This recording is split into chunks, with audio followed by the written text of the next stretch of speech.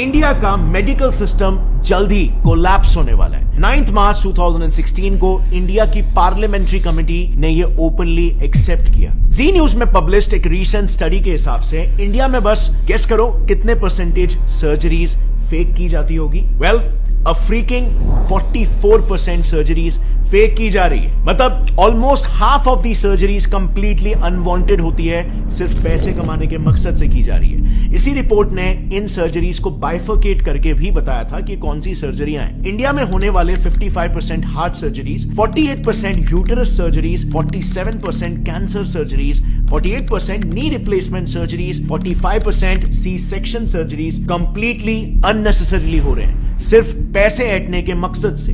Reason सिर्फ और सिर्फ एक, कॉर्पोरेटाइजेशन ऑफ हॉस्पिटल्स, यानी कि हॉस्पिटल्स को भी कॉर्पोरेट कंपनीज की तरह टारगेट और प्रॉफिट सेंट्रिक बना देना। एक काफी इंटरेस्टिंग रिसर्च पेपर है जिसमें रिसर्चर्स ने महाराष्ट्र के टॉप हॉस्पिटल्स के 43 specialist doctors, senior government x officials और कॉर्पोरेट हॉस्पिटल्स के मैनेजर्स को तक इंटरव्यू किया, ताकि वो इन हॉस्पिटल्स में जो कंपनीज की तरह ही टारगेट बेस्ड स्ट्रक्चर चल रहा है उसे पब्लिकली एक्सपोज कर पाए।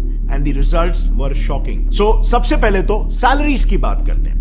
रिसर्च में पार्टिसिपेट किए रिस्पोंडेंट्स का यह कहना था कि हॉस्पिटल्स में काम कर रहे डॉक्टर्स की सैलरीज में बहुत ह्यूज डिफरेंस होता है। इतना ज्यादा कि न्यूबी डॉक्टर्स को 1 लाख पर मंथ की सैलरी मिलती है, लेकिन सीनियर डॉक्टर्स को 1 करोड़ पर मंथ तक भी ये सैलरी पहुंच जाती है। अब सवाल यहां पर यह आता है कि इतना बड़ा डिफरेंस क्यों? क्योंकि डिफरेंस इनके टारगेट्स में भी होता है। एक सीनियर ऑप्थेल्मोलॉजिस्ट का यह कहना है कि उन्हें एवरी मंथ 1000 पेशेंट्स को कैसे भी करके हाई एंड ट्रीटमेंट्स में कन्वर्ट करना पड़ता है। इसी पर एक और गायनेक रिस्पोंडेंट का कहना यह था कि मंथ एंड में टारगेट्स का प्रेशर काफी बढ़ जाता है, जिसके लिए उन्हें कैसे भी करके आउट पेशेंट्स यानी कि ओपीडी पेशेंट्स को भी बिना मतलब के हॉस्पिटलाइज करना ही पड़ता है, और नतीजा ज्यादा से ज्यादा सर्जरीज रेकमेंड करके टारगेट्स मीट किए जाते हैं, क्योंकि टारगेट ही यहां पर 1000 पेशेंट है।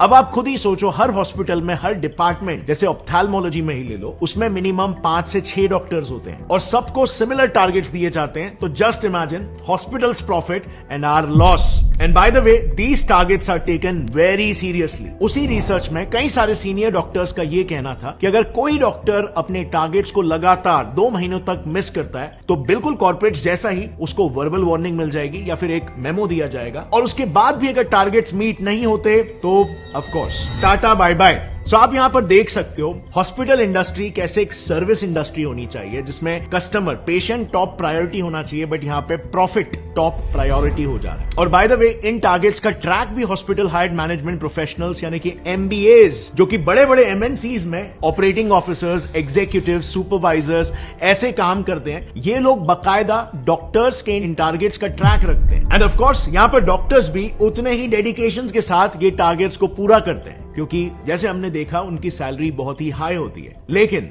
उनका ये high paying job mostly contractual basis पर होता है, एंड सो उस कॉन्ट्रैक्ट को रिन्यू कराने के लिए और उनका न्यू पे स्केल डिसाइड करने के लिए उनके पिछले साल के टारगेट्स को देखा जाता है, जो अनफॉर्चुनेटली इन डॉक्टर्स को फोर्स कर देता है इलीगल स्कैम्स तक करने के लिए। नाउ, मेडिकल फील्ड के इलीगल प्रैक्टिसेस को थरली समझने के लिए हमने ये सारा इंफॉर्मेशन 2 काफी प्रोमिनेंट डॉक्टर से लिया है। पहला है Padma Bhushan and Padma Vibhushan awardee doctor BM Hegde, जो उन्होंने एक आर्टिकल लिखा था, उस आर्टिकल का रेफरेंस है। और दूसरा रेफरेंस हमने लिया है एक बुक से called dissenting diagnosis by doctor Arun Gadre and doctor Abhay Shukla. लेकिन काफी ढूंढने के बावजूद भी हमें यह बुक ऐसे पब्लिकली अवेलेबल नहीं मिली, लेकिन हमें बिजनेस इनसाइडर का एक आर्टिकल मिल गया जिसमें उस बुक के कुछ मेन एक्सर्प्ट्स अवेलेबल है। Starting with the first scam, जो इतना घिनौना है कि इंसानियत भी काइंड ऑफ शर्मा जाए। Keeping dead patients alive. Times of India ने ऐसे कई सारे केसेस पर एक रिपोर्ट पब्लिश की है जिसमें डॉक्टर्स डेड पेशेंट्स को भी जिंदा बताकर उनके ट्रीटमेंट्स चालू रखते हैं, ताकि ज्यादा से ज्यादा पैसे बनाए जा सके, और फिर अंत में जाकर सच्चाई पब्लिक करते हैं। टीओआई में ही पब्लिश्ड एक केस में एक हॉस्पिटल ने पेरेंट्स को बिना बताए उनके 14 साल के ब्रेन डेड बच्चे को 1 महीने तक वेंटिलेटर पर रखा।